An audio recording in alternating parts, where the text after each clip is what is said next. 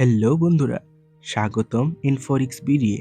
আজ আমরা কথা বলবো আমাদের সৌরজগতের অন্যতম রহস্যময় গ্রহ মঙ্গল বা ইংরেজিতে মার্স নিয়ে। মঙ্গল হলো সৌরজগতের চতুর্থ গ্রহ। সূর্য থেকে এটি চতুর্থ অবস্থানে। এটি দেখতে লালচে, যার জন্য অনেকে এটিকে লাল গ্রহ বা রেড প্ল্যানেট বলে ডাকে।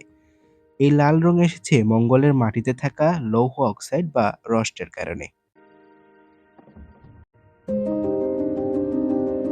মঙ্গল পৃথিবীর প্রায় অর্ধেক ছোট। এর ব্যাস প্রায় ৬,৭৯০ কিলোমিটার আর পৃথিবীর ব্যাস প্রায় ১২,৭৪০ কিলোমিটার। কিন্তু মঙ্গল পৃথিবীর মতোই ধ্রুবক আকর্ষণ বল বা গ্র্যাভিটি রাখে, প্রায় পৃথিবীর ৩৭%। তাই যদি তুমি মঙ্গলে যাও তবে পৃথিবীর তুলনায় অনেক হালকা অনুভব করবে। মঙ্গলের বায়ুমণ্ডল খুব পাতলা, প্রায় ১০০ গুণ পাতলা পৃথিবীর বায়ুর তুলনায়। মূলত এটি কার্বন ডাই অক্সাইড দিয়ে গঠিত।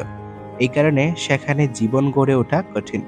কিন্তু গবেষকরা বলেছেন মঙ্গলের ভূগর্ভে অতীতেও সম্ভবত জল থাকত।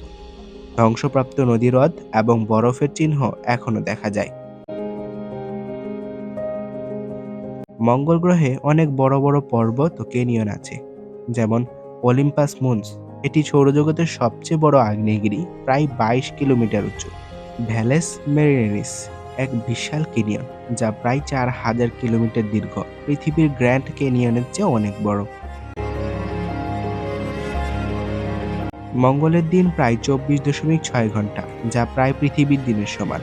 আর মঙ্গলের একটি বছর প্রায় ৬৮৭ দিন, অর্থাৎ পৃথিবীর প্রায় ২ বছর সমান। তাই মঙ্গলের দিন রাতের চক্র প্রায় পৃথিবীর মতো হলেও বছর অনেক দীর্ঘ। আজ পর্যন্ত বহু রোবট ও মহাকাশযান মঙ্গলে পৌঁছেছে, যেমন Mars rover, Curiosity rover, Viking lander. এই যন্ত্রগুলো মঙ্গলের মাটি, বায়ু, জল এবং সম্ভাব্য জীবনের চিহ্ন খুঁজছে।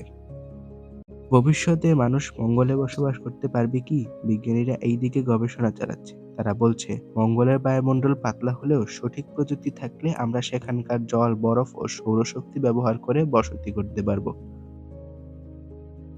বন্ধুরা, মঙ্গল গ্রহ আমাদের সৌরজগতের সবচেয়ে রহস্যময় এবং আকর্ষণীয় গ্রহগুলোর একটি।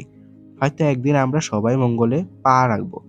আজকের ভিডিওটি এতটুকুই। যদি ভিডিওটি ভালো লেগে থাকে লাইক দিন, শেয়ার করুন এবং সাবস্ক্রাইব করতে ভুলবেন না। পরের ভিডিওতে আবার দেখা হবে নতুন তথ্য ও রহস্য নিয়ে। ধন্যবাদ।